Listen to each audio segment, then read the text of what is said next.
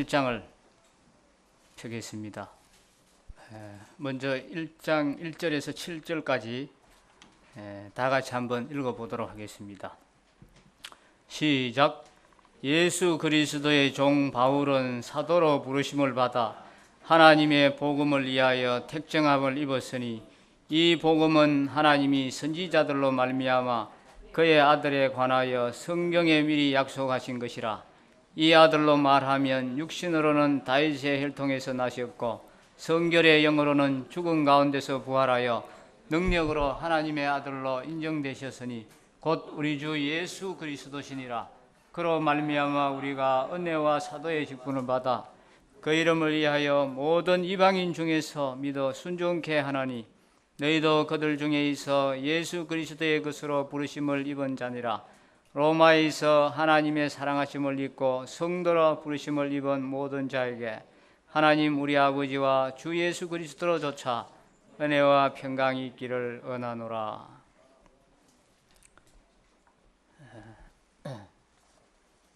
먼저 이 배경을 좀 설명드리면은 이 로마서는 그 복음의 개요를 분명하게 나타내고 있기 때문에 굉장히 중요합니다.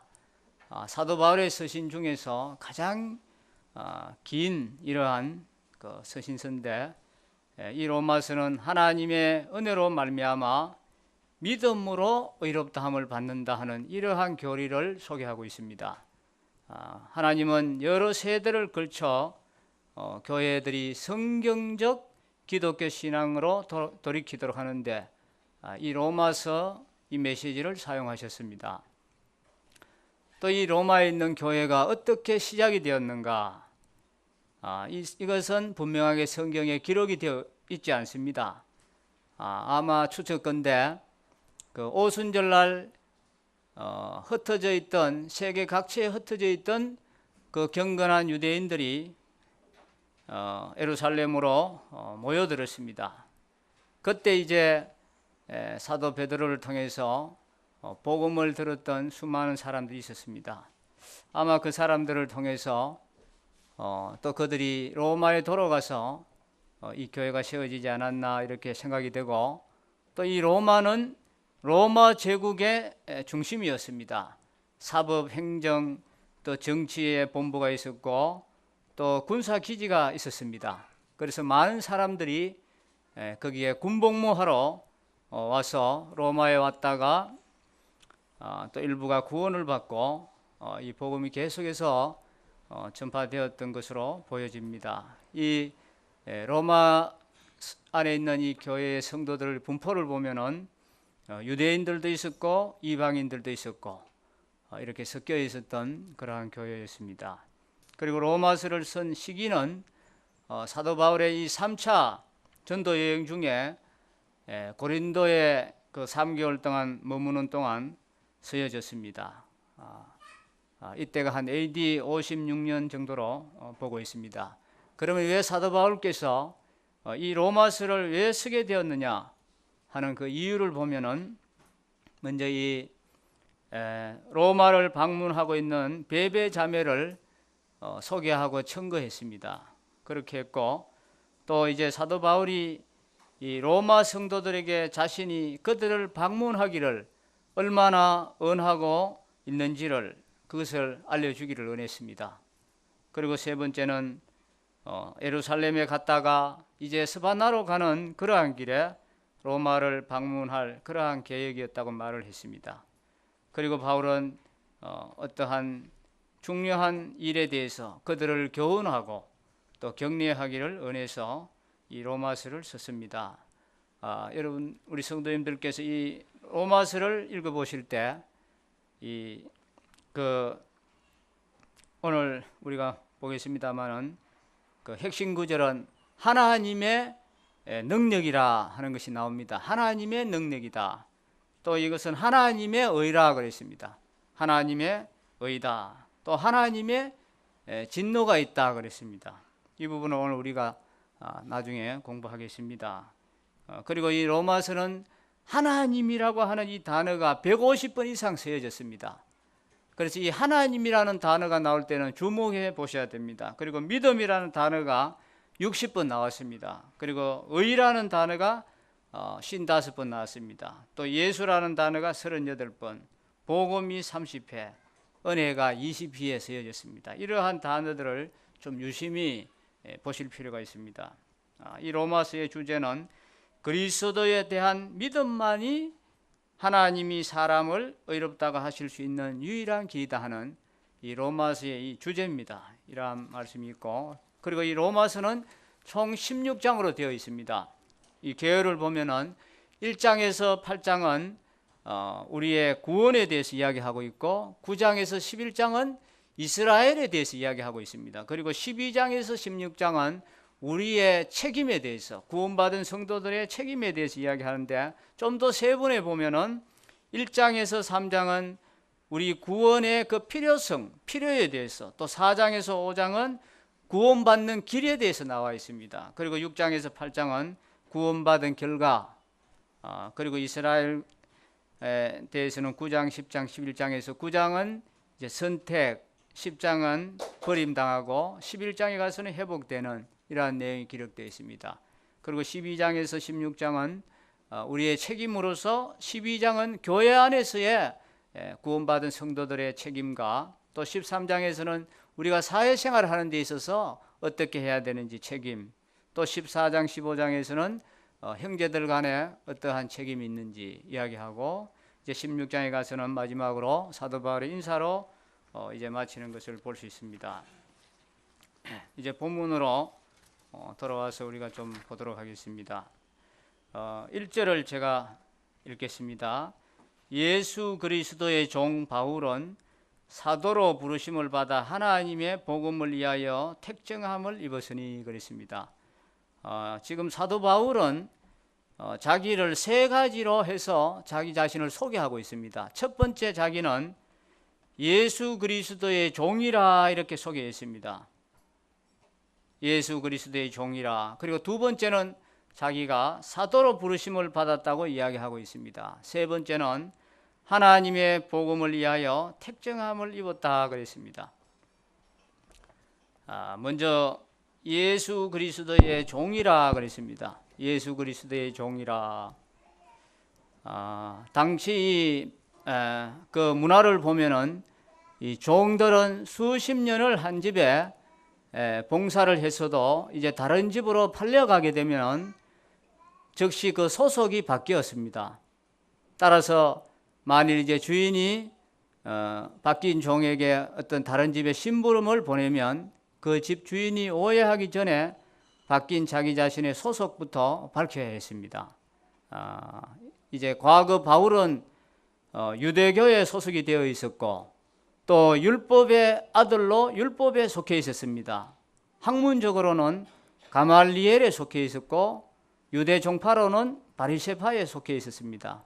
또 시민권으로는 로마에 소속되어 있었습니다. 또 영적으로 볼 때는 불순종의 아들들 가운데 역사하는 영에 소속되어 있었습니다. 지금은 바울 자기 자신이 예수 그리스도에 소속되어 있다 이렇게 이야기하고 있습니다. 예수 그리스도의 종이라 이렇게 말씀하고 있습니다. 이러한 것은 사도 바울뿐만 아니라 로마에 있는 모든 성도들도 예수 그리스도의 것으로 부르심을 입은 자라 했습니다. 그 6절 보시면 6절에 너희도 그들 중에 있어 예수 그리스도의 것으로 부르심을 입은 자니라 그랬습니다. 로마에 있는 모든 성도들도 예수 그리스도의 것으로 부르심을 입은 자다 이렇게 이야기했습니다. 오늘의 저와 우리 성도님들도 자신의 이 소속이 바뀌었습니다. 세상에서 이제 하늘로 바뀌었습니다. 또 사단에게서 예수 그리스도로 바뀌었습니다. 바울이 살던 이 시대의 종에게는 자기가 모시고 싶은 주인을 모실 수 있는 선택권이 없었습니다. 아무리 인품이 뛰어나고 누구나 모시고 싶어 할 만한 위대한 주인이라도 그 주인이 값을 치르고 자신을 사주기 전에는 결코 그 주인을 모실 수가 없었습니다. 반대로 정말 모시고 싶지 않은 주인이라도 그가 값을 치르고 자신을 사기만 하면 자신은 그에게로 가서 그를 섬기며 살아야 했습니다. 즉 종은 누구의 종이 되든지 그 주권이 자기에게 없었습니다. 자기를 값주고 산 그 주인에게 주권이 있었다는 것입니다. 우리는 그 종과 노예 생활, 이러한 것들을 우리는 어떤 책이나 또 영화를 통해서 간접적으로 우리가 알 수 있습니다. 사람들은 누구나 종이 되는 것을 싫어합니다. 누군가에게 복종하는 것을 싫어합니다. 그러나 역설적이게도 사람은 누군가를 사랑하게 되면 그 사람의 종이 되고 싶고 그에게 복종하고 싶은 강한 열망을 갖게 됩니다. 아내가 남편에게 복종하는 것도 그렇습니다. 또 남자가 연애할 때 상대방 여인에게 어떤 사람은 나는 당신의 종이고 싶다 이렇게 말하는 사람도 있답니다. 그것은 왜 그렇습니까? 사랑하기 때문에 그렇습니다. 사도 바울이 자신을 지금 말하기를 예수 그리스도의 종이다 이렇게 고백한 사실은 이 사도 바울이 정말 하나님을 사랑했고 그 때문에 하나님의 종이 되고 싶어 했다는 것을 알 수 있습니다. 실제로 그는 말로만 내가 하나님의 종이다, 예수 그리스도의 종이다 이렇게 했는 것이 아니라 그는 평생 하나님의 종으로서의 삶을 살았습니다. 사람들은 소를 제 마음대로 부리기 위해서 코를 뚫어서 고삐를 맵니다. 또 개를 제 마음대로 데리고 다니기 위해서 줄로 묶어서 끌고 다닙니다. 그러나 자기 자녀를 줄로 묶어서 끌고 다니는 사람은 아무도 없습니다. 하나님은 우리를 사랑하시기 때문에 우리를 운명짓거나 인격에 폭력을 가하지 않습니다. 강제적으로 억지로 그렇게 하지 않습니다. 우리가 하나님을 사랑하기 때문에 우리는 스스로 예수 그리스도의 종이 되는 것입니다. 누가 시켜서 된 것이 아닙니다. 두 번째, 바울은 자기를 사도로 부르심을 받았다 그랬습니다. 과거에 바울은 어떠한 사람이었습니까? 그 사람은 해방자요, 핍박자요, 포행자였다 그랬습니다. 자기가 그렇게 표현했습니다. 이러한 사울을 사도로 부르셨습니다. 그는 직분을 맡겨주신 것을 너무 감사해서 다른 사도보다 더 많이 수고하고 또 그것이 또 모자라서 자기 생명 바치는 일조차 아까워하지 않았습니다. 그리고 바울은 세 번째, 자기를 하나님의 복음을 위해서 택정함을 입었다 그랬습니다. 이 바울은 하나님께서 미리 준비시킨 그러한 종이었습니다. 바울은 헬라 문화의 그 3대 중심지의 하나인 길리기아 다소에서 태어나서 헬라 철학을 습득하였고 또 로마 시민권도 가지고 있었습니다. 그리고 그는 당대의 석학 가말리엘의 문화에서 율법을 수학했습니다. 또 그는 바리새인 중에 바리새인이요 열심으로는 교회를 핍박하고 율법의 의로는 흠이 없는 자였습니다. 그의 뛰어난 자질들과 또 열정 그리고 높은 학식 이러한 것들은 그가 나중에 주님의 복음을 위해 쓰임받는 데 있어서 무엇보다 유용한 것들이었습니다. 이 사도 바울은 신약 성경의 절반 가까이를 썼습니다. 세상 학문에 대한 바울의 그 높은 학식과 또 율법에 대한 깊은 지식 이러한 것은 바울로 이러한 일들을 감당하기에 충분하도록 하나님께서 미리 예비하시고 준비시킨 하나님의 섭리였습니다. 그리고 바울을 또 이방인의 사도로 세우셔서 그 유대인들의 그 높은 벽을 뚫고 이방인에게 복음을 전하기 위해서 준비시켰습니다. 만약 바울이 아니었다면 이 복음이 유대인의 그 높은 벽을 뛰어넘기는 정말 어려웠을 것입니다. 이를 위해 하나님께서는 바울로 하여금 유대인이자 또 열심 있는 바리새인으로 또한 당시 시대적 배경에 따라 로마 시민권도 소유한 이러한 자로 준비시켰습니다. 이와 같이 하나님께서는 하나님의 일을 위해서 늘 하나님의 종을 미리 준비시키십니다. 우리가 모세를 보아도 알 수 있죠. 모세가 어떻게 해서 그 이스라엘 백성의 영적인 인도자가 되었습니까? 하나님께서 아무나 불러서 그러한 일을 시키지 않았습니다. 모세를 이 바로의 궁으로 보내서 애굽의 그 아주 그 높은 학문을 배우고 문을 숙달하게 했습니다. 이러한 학문만 배운 것이 아니라 또 그는 미디안 광야에 가서 아주 양을 치면서 찬소리를 맞으면서 그 혹독한 훈련을 다 받았습니다. 그러한 이러한 훈련을 다 마치고 하나님의 그 섭리 가운데서 때가 참에 하나님이 모세를 호렙산 떨기나무 가운데서 불러서 이스라엘의 영적인 인도자로서 하나님의 백성을 애굽 땅에서 이끌어내도록 그렇게 했습니다. 하나님께서는 하나님의 일을 위해서 필요한 자들을 미리 고르시고 그로 하여금 그 일을 충분히 감당해낼 수 있도록 훈련을 시키십니다. 우리는 다 그러한 하나님의 섭리 가운데 있는 자들입니다. 지금 우리 각자가 임하고 있는 삶의 자리가 바로 이 주님의 일을 위한 준비의 자리라는 것을 우리는 항상 명심해야 됩니다. 학업에 임하고 있는 자들은 그것이 주님의 일을 위한 기초 작업이라는 것을 알고 더 열심히 공부를 해야 됩니다. 또 고통과 어려움 가운데 있는 자들은 주님께서 연단을 통해서 우리를 성숙시킨다는 사실을 우리는 잊지 말아야 되겠습니다. 또한 지금 모든 일이 잘 되는 분들은 자만하지 마시고 더욱 주님을 위해서 우리 모두가 헌신해야 되겠습니다. 그리고 이제 2절에서 이 4절에 보면은 이 복음이 무엇인가에 대해서 이야기해 주고 있습니다. 복음이 무엇인가? 2절을 제가 읽어드리겠습니다. 이 복음은 하나님이 선지자들로 말미암아 그의 아들에 관하여 성경에 미리 약속하신 것이라. 또 좀 더 읽어보면 이 아들로 말하면 육신으로는 다윗의 혈통에서 나셨고 성결의 영으로는 죽은 가운데서 부활하여 능력으로 하나님의 아들로 인정되셨으니 곧 우리 주 예수 그리스도다 그랬습니다. 이 복음은 선지자들로 말미암아 약속하신 것이고 성경에 약속하신 것이라고 했습니다. 사도 바울은 이 복음은 하나님이 선지자들로 말미암아 그의 아들에 관해서 미리 말씀하신 것이라고 했습니다.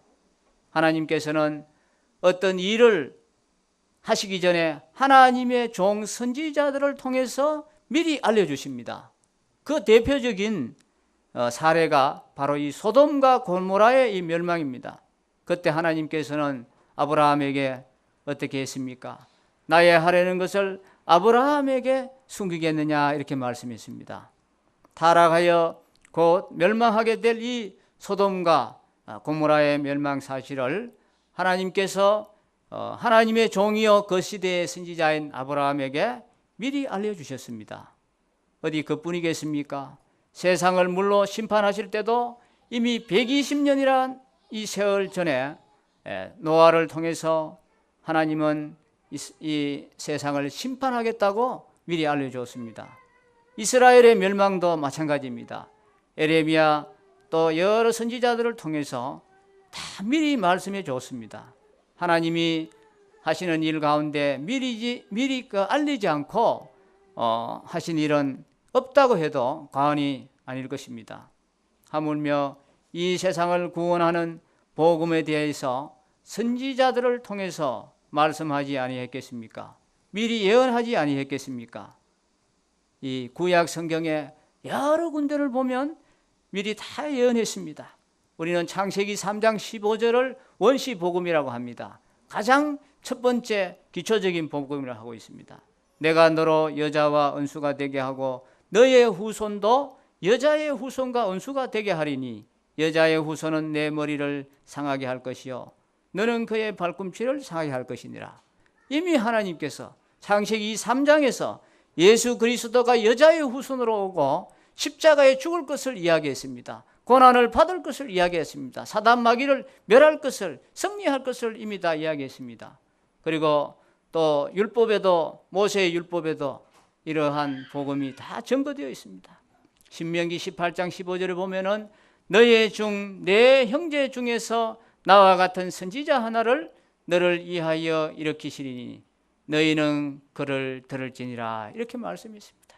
선지서를 보면 선지자들이 이 복음을 이야기했습니다. 또 시편을 보면 시인들이 주의 복음을 증거했습니다. 주님의 죽으심, 부활 다 증거했습니다. 복음은 어느 날 갑자기 우리에게 뚝 떨어져서 생겨난 것이 아닙니다. 복음은 이미 태초부터 선지자들을 통해서 미리 계시되었고 예언적으로 주어졌던 것에 따라서 된 것입니다. 때가 참에 이제 명확하게 나타난 것입니다.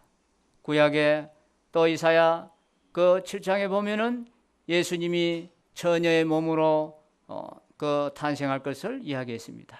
그리고 그리스도의 죽음과 또 부활, 이러한 것들이 상세히 예언되어 있습니다. 그래서 바울은 로마서 3장 22절에서 예수께서 율법과 선지자들에게 증거를 받으셨다, 이렇게 말씀했습니다. 또 고린도전서 15장 3절에서는 성경대로 그리스도께서 우리 죄를 위하여 죽으시고 성경대로 다시 살아나셨다, 이렇게 증거했습니다. 또 그런가 하면 예수님께서 부활하셔서 이제 엠마오로 갈 때 그 제자들에게 나타났습니다. 나타나서 예수님께서 그 제자들에게 뭐라고 말씀했습니까? 내가 부활한 예수다, 이렇게 말씀하지 않았습니다. 모세와 및 모든 선지자들의 글로 시작하여 모든 성경에 쓴 바 자기에 관한 것을 자세히 설명했다, 이렇게 말씀했습니다.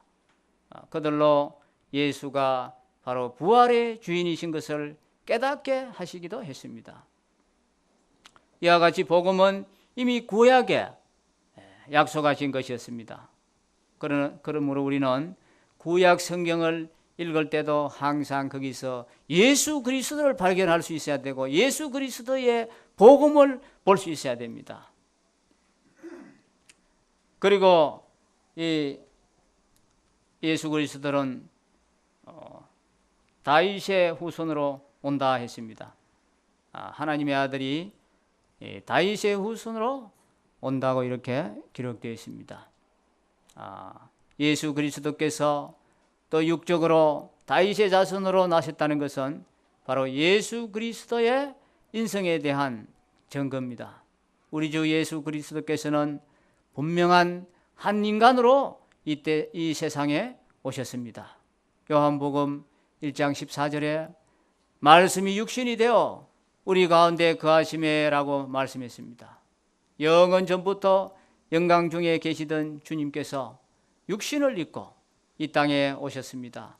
오시는데 다만 이 다윗의 혈통을 통해서 오셨습니다. 예수님은 곧 하나님이시고 전지전능하신 분이신데 무슨 이유로 하나님과는 비교도 할 수 없는 지극히 낮고 천한 인간의 모습으로 이 땅에 오셔야 했습니까? 그것은 바로 우리의 죄 때문에 그렇습니다. 하나님과 우리 인간 사이에 놓여 있는 죄의 벽을 허물 수 있는 방법은 오직 하나님의 아들이 인간과 같이 되셔서 이 땅에 오시는 방법밖에는 없었습니다.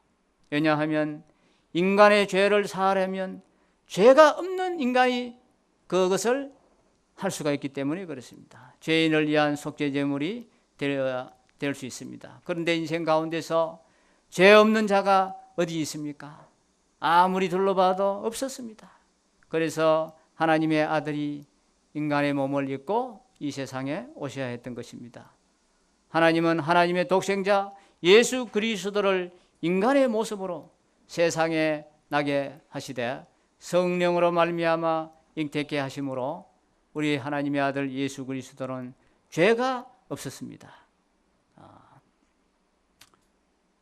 로마서 8장 3절에는 율법이 육신으로 말미암아 연약하여 할 수 없는 그것을 하나님은 하시나니 곧 죄를 인하여 자기 아들을 죄 있는 육신의 모양으로 보내어 육신의 죄를 정하사 이렇게 말씀하고 있습니다. 하나님의 아들이신 예수님께서는 우리의 죄 때문에 낮고 비천한 인간의 모습으로 이 땅에 오셨습니다. 영원한 죽음의 골짜기에서 허덕이는 인생을 구원하기 위해서, 영생에 이르도록 하기 위해서 예수님께서는 하나님의 아들로서의 그 영광된 지위를 버리시고 이 땅에 오셨습니다.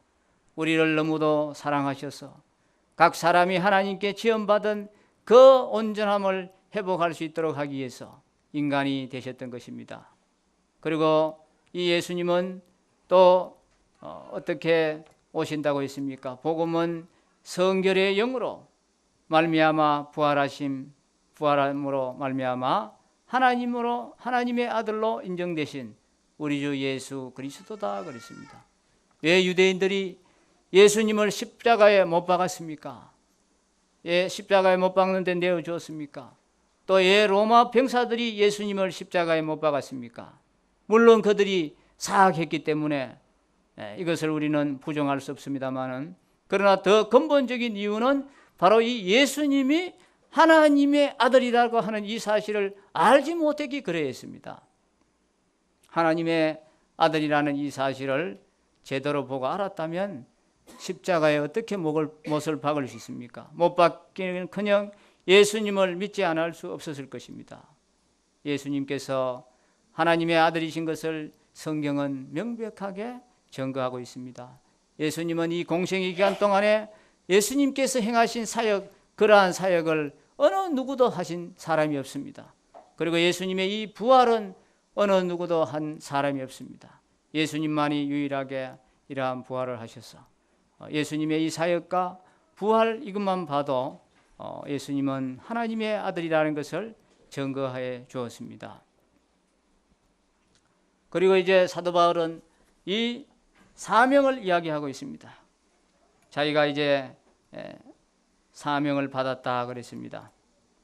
우리에게 맡겨진 이러한 사명은 무엇입니까? 4절을 보겠습니다. 5절을 보겠습니다. 그로 말미암아 우리가 은혜와 사도의 직분을 받아 그 이름을 위하여 모든 이방인 중에서 믿어 순종케 하나니 그랬습니다. 하나님께서 우리에게 은혜와 직분을 주시는 이 목적이 바로 그 이름을 위하여라는 것입니다. 그 이름을 위해서, 즉 그리스도의 이름을 위해서라는 그런 말입니다. 은혜가 무엇입니까? 은혜라는 것은 받을 만한 자격이나 공로가 없음에도 불구하고 값없이 주는 선물을 은혜라고 합니다. 그런데 우리는 받을 만한 자격이나 공로가 없을 뿐만 아니라 본래 진노를 받아 마땅한 자들이었습니다. 그런 우리를 하나님께서 택하여 부르셔서 하나님의 아들들로 삼아 주신 것이 바로 하나님의 은혜입니다. 사도 바울은 이에 대한 깊은 깨달음이 있었습니다. 고린도전서 15장 9절 10절에서 나는 사도 중에 지극히 작은 자라 내가 하나님의 교회를 핍박하였으므로 사도라 칭함을 받기에 감당치 못할 자로다. 그러나 나의 나된 것은 하나님의 은혜로 된 것이다. 이렇게 말씀한 걸 보면 자기 자신의 그 지난날의 그 과오를 생각하는 참 남다른 감회가 있었던 것을 우리가 읽어볼 수 있습니다. 이와 같이 값없이 주시는 은혜를 받은 자들에게 하나님께서 또한 직분을 맡겼습니다. 이 직분이란 것은 섬기다 또 봉사하다 하는 이러한 의미를 지니고 있습니다. 하나님께서 값없이 주신 은혜에 감사하여서 충성되이 하나님을 섬기고 또 이웃에게 봉사하는 것이 바로 직분의 진정한 의미입니다. 이런 은혜와 직분을 그리스도의 이름을 위하여 주셨다는 것입니다. 오직 그분의 거룩하신 이름을 위해서 오직 그리스도의 영광을 위하여 주셨다는 것입니다. 이것이 우리에게 주신 은혜와 직분의 목적입니다. 나아가 이것은 그리스도인 된 우리의 궁극적인 목적이기도 합니다. 은혜와 직분뿐만 아니라 전도의 목적도, 또 교회의 부흥의 목적도, 우리 인생의 목적도 바로 그리스도의 이름을 위해서입니다. 즉 예수 그리스도를 주라 고백한 사람들은 그 이름을 위해서 죽도록 충성을 다짐한 사람들입니다. 은혜란 값없이 받은 선물이라고 했습니다. 직분이란 그 은혜에 감사함으로 수행하는 헌신입니다. 우리는 어떻습니까? 내게 맡겨주신 사명에 충성을 다하고 있습니까? 희생을 다하고 있습니까? 우리의 수고를 다하고 있습니까? 은혜와 직분의 근거는 우리에게 있는 것이 아니라 이것은 오직 하나님께 있다고 했습니다. 우리가 받은 은혜와 직분은 오직 그리스도 때문에 받은 것입니다. 그렇다면 그것들은 오직 그리스도를 위한 것입니다. 그리스도의 이름을 높이기 위한 것입니다. 나는 없고 오직 그리스도만 있는 것입니다. 또 이 사명은 5절에서 온 모든 이방인 중에서 믿어 순종케 하나니 그랬습니다. 사도 바울에게 맡겨진 이 사명은 온 민족을 불러서 믿어 순종케 하는 이 일에 사명을 주었습니다. 사도 바울은 이 일을 위해서 저 멀리 로마로 또 스페인까지 가서 수고했습니다. 우리는 모든 민족으로 불러서 믿어 순종케 하는 이 일을 해야 됩니다. 그냥 하나의 우리로 머리만 알고 있는 그러한 믿음을 이야기하지 않습니다. 믿어 순종케 한다 이걸 했습니다. 사실 이 믿음이라는 것은 순종을 의미하는 것입니다. 믿어 순종케 하는 일이다. 16장 로마서 16장에도 한번 찾아보겠습니다. 16장 25절 26절에 한번 찾아보겠습니다. 16장 25절 나의 복음과 예수 그리스도를 전파함은 영세 전부터 감추었다가 이제는 나타내신 바 되었으며 영원하신 하나님의 명을 쫓아 선지자들의 글로 말미암아 모든 민족으로 믿어 순종케 하시려고. 여기 보면 모든 민족으로 믿어 순종케 하시려고. 성경의 믿음은 이겁니다. 그냥 알고 있는 믿음 그런 것이 아니라 모든 민족으로 믿어 순종케 하는 이것이 진정한 믿음입니다.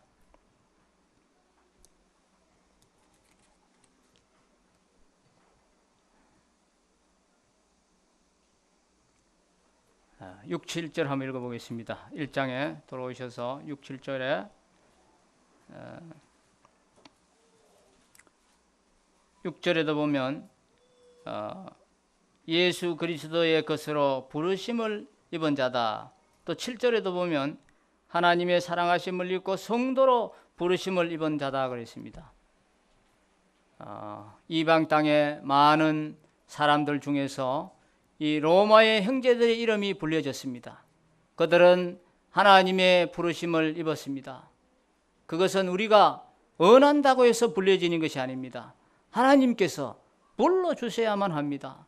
또한 그것은 적극적으로 되는 것도 아닙니다. 하나님께서는 미리 정하신 그들을 또한 부르신다 그러셨습니다. 사실 우리 모든 그리스도인들은 주님의 부르심을 입은 자들입니다. 이전에 우리는 사망의 그늘에 앉아서 허덕이고 있던 자들이었습니다. 갈 곳을 몰라 하며 방황하고 하던 이러한 우리 인생들을 하나님께서는 이제 영원한 생명으로 불러주셨습니다. 사실 우리가 부르심을 받을 만한 무슨 공로나 자격이라도 있었습니까? 아무것도 없었습니다. 우리에게는 아무 공로도 자격도 없었습니다. 그러면 무엇 때문에 그렇습니까? 그것은 우리를 향하신 하나님의 한없는 사랑 때문에 그렇습니다. 그래서 요한일서 4장 10절에서는 사랑은 여기 있으니 우리가 하나님을 사랑한 것이 아니요 오직 하나님이 우리를 사랑하사 우리 죄를 위하여 화목제로 그 아들을 보내셨음이니라 이렇게 말씀했습니다. 우리를 향하신 이러한 하나님의 사랑의 극치를 우리는 로마서 5장 8절에서 이렇게 말씀했습니다. 우리가 아직 죄인 되었을 때야 그리스도께서 우리를 위하여 죽으심으로 하나님께서 우리에게 대한 자기의 사랑을 확정하셨느니라 그랬습니다. 하나님의 부르심은 우리를 향하신 하나님의 한없는 사랑 때문에 그렇습니다. 그것은 전적으로 하나님의 은혜입니다. 8절을 보겠습니다. 8절에 너희 믿음이 온 세상에 전파됨이로다 그랬습니다. 너희 믿음이 온 세상에 전파된다. 로마 교회는 바울이 있던 곳으로부터 가까운 곳에 있지 않았습니다. 수천 킬로미터나 떨어져 있었습니다. 그런데 로마 교회에 대한 소문이, 그것도 정확한 소문이 이미 사도 바울에게 전달되었습니다. 이것은 무엇을 말해주는 것입니까? 교회 자신도 모르는 사이에 교회에 대한 소문이 다 나게 되었다는 것을 말해줍니다. 어떤 면에서 교회는 세상의 구경거리입니다. 교회의 사정을 교회보다 더 잘하는 것이 세상입니다. 반드시 소문이 나게 되어 있습니다. 옛날에 어떤 성도가 이제 새로운 동네로 이사를 했습니다. 주일날 이제 예배 시간은 다 되었는데 마땅한 교회를 찾지 못하다가 다급한 김에 이제 지나가는 경찰관에게 물어봤습니다. 교회를 소개해달라고 부탁했습니다. 그러했을 때 그가 선뜻 한 교회를 이제 지정해 주었습니다. 그래서 다급히 이제 교회를 향하던 이 성도가 하도 이상해서 물어봤습니다. 경찰관 자신도 다니지 않으면서 어떻게 그 교회를 좋은 줄 아냐고 했더니 그 경찰관이 대답하기를 잘은 모르지만 그 교회 성도들은 예배를 마치고 나올 때 보면 항상 밝게 웃는 얼굴이더라, 이렇게 이야기를 했습니다. 세상 사람들이 교회에 전혀 무관심한 것 같지만 사실인적 그렇지 않습니다. 교회를 더 유심히 보고 교회에 관한 소문을 더 열심히 듣습니다. 이번에 저는 장례를 치르면서 저희 큰 집은 다 불교를 믿고 좀 저희보다 형편이 좀 낫다고 약간 이렇게 무시하는 경향이 좀 있습니다. 그런데 이번에 손님들이 많은 조문객이 오고 또 기독교식으로 찬양을 부르고 이런 모습을 보니까 너무 좋았는지 아무 말을 안 하더라고요. 아주 아마, 그리고 그 가운데 우리 조카 가운데서는 너무 좋다고 좀 이 기독교에 대한 좋은 그런 느낌을 받았다고 하는 그러한 조카도 있었는데, 이 소문이라는 것은 다 드러나게 되어 있습니다. 그리고 그 사람들이 보고 들은 대로 소문을 냅니다. 남부교회가 처음에 여기 이사 들어올 때 동네 주민들이 얼마나 자기 집값이 떨어진다고 많이 반대했습니다. 반대하고 막 노발대발했습니다. 그렇지만 지금에 와서는 이 사람들이 교회가 겪어보니까 그렇게 시끄럽지도 않고 또 사람들도 좋고 또 동네가 많이 깨끗해졌다고 굉장히 좋아합니다.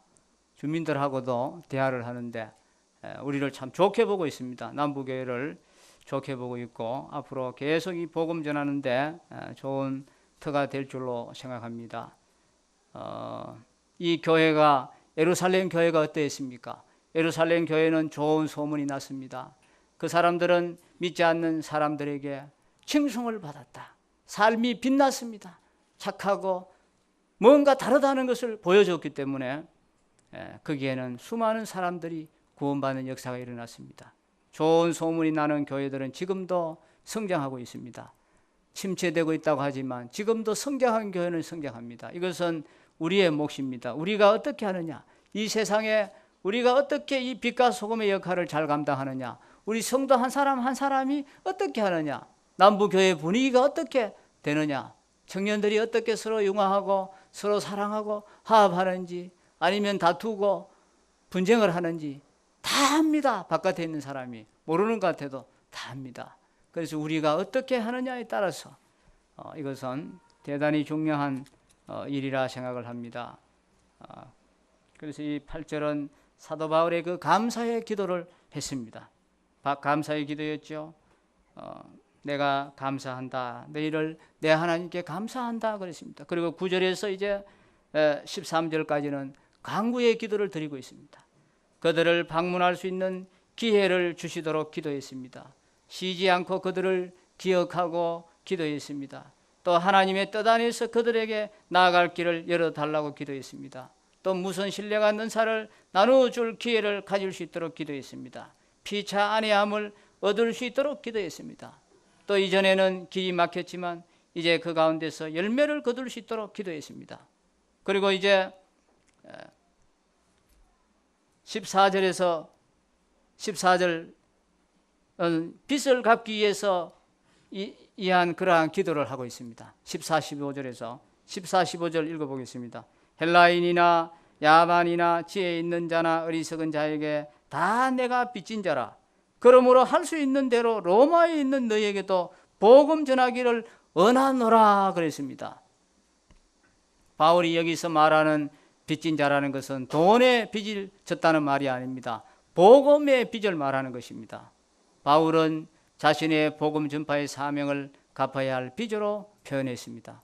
하나님께서 바울에게 복음을 주시고 구원의 은혜를 베풀어 주신 것은 오직 바울만을 위한 것이 아니었습니다. 그것은 그를 이방인의 사도로 삼아서 복음을 전하게 하기 위한 것이었습니다. 말하자면 하나님은 다른 사람에게 전하여 줄 복음을 바울을 구원해서 그에게 맡기신 것이었습니다. 그러므로 바울의 입장에서 볼 때 그는 자기가 맡은 복음을 영생을 주시기로 작정된 자들에게 전달하기까지 그들에게 빚진 자가 되는 것입니다.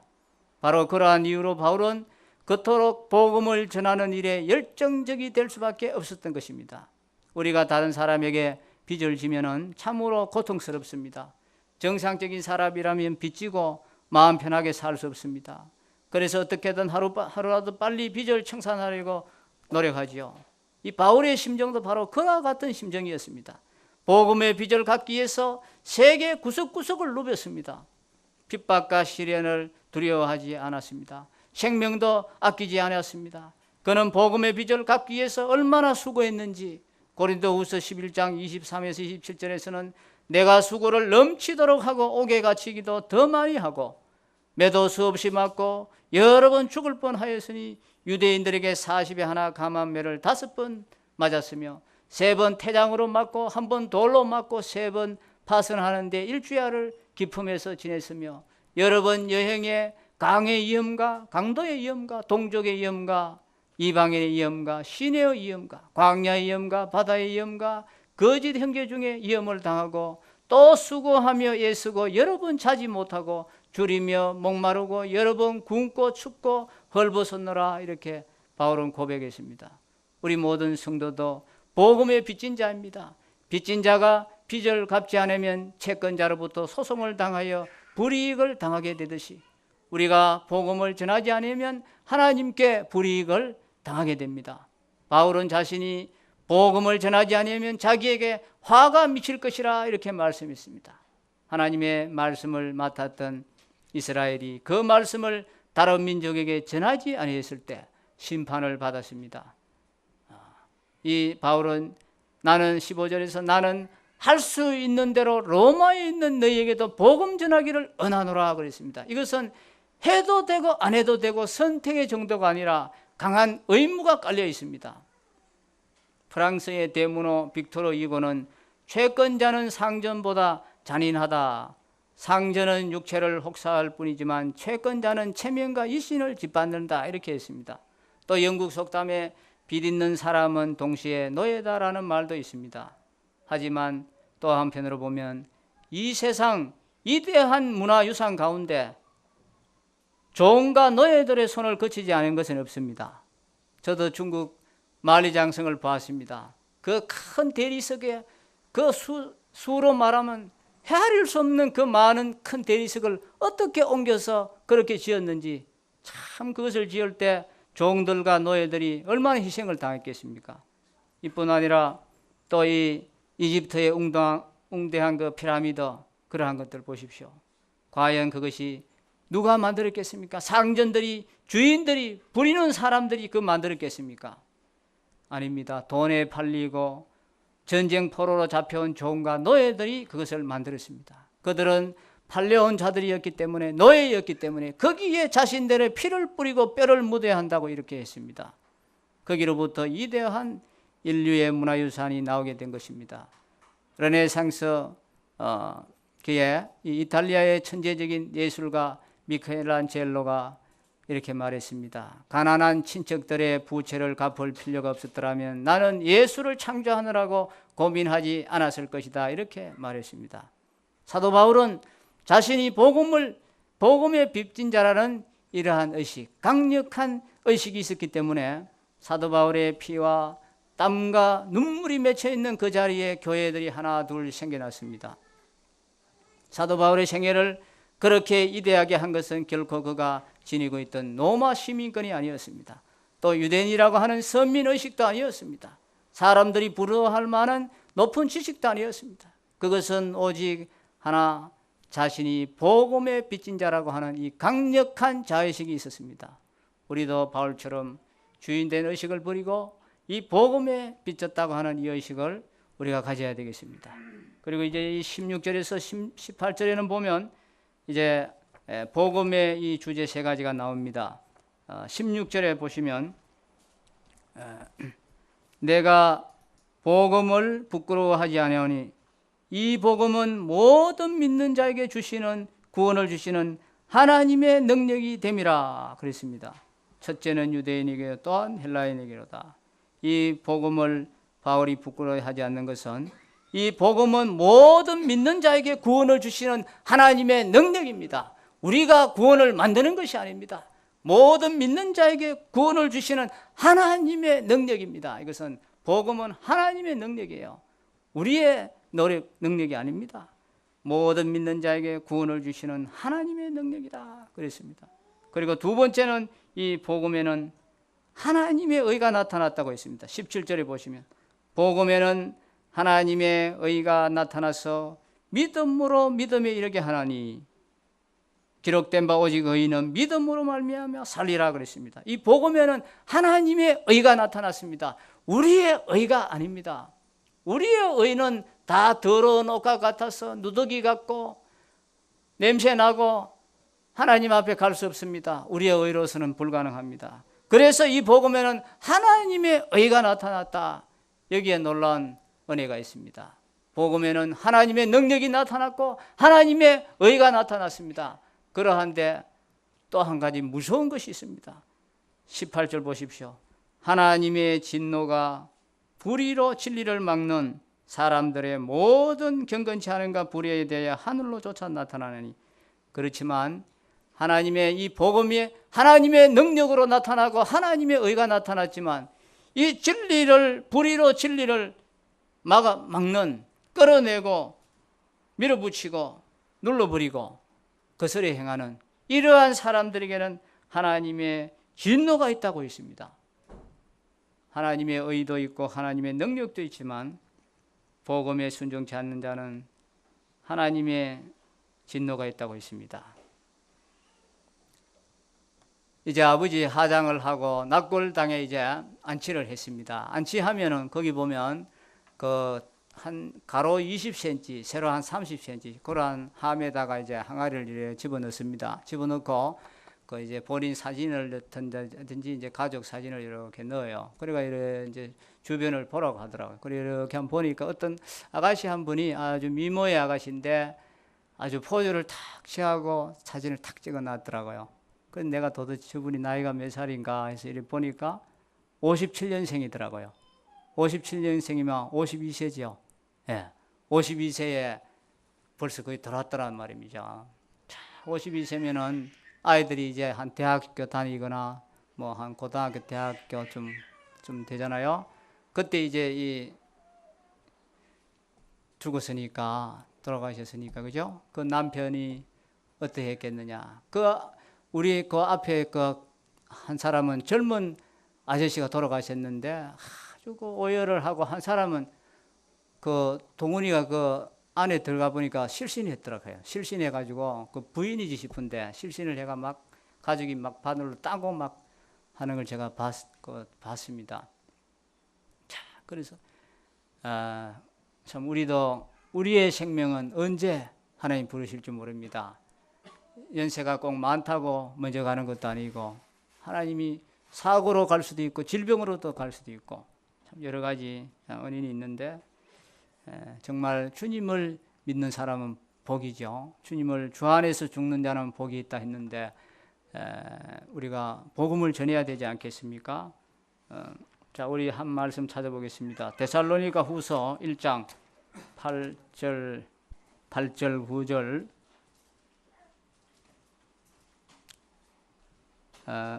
하나님을 모르는 자들과 우리 주 예수의 복음을 복종치 않는 자들에게 형벌을 주시리니 이런 자들이 주의 얼굴과 그의 힘의 영광을 떠나 영원한 멸망의 형벌을 받으리라 그랬습니다.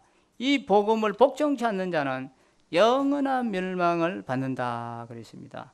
자, 이제 사도행전 17장 한 말씀만 보고 마치겠습니다. 사도행전 17장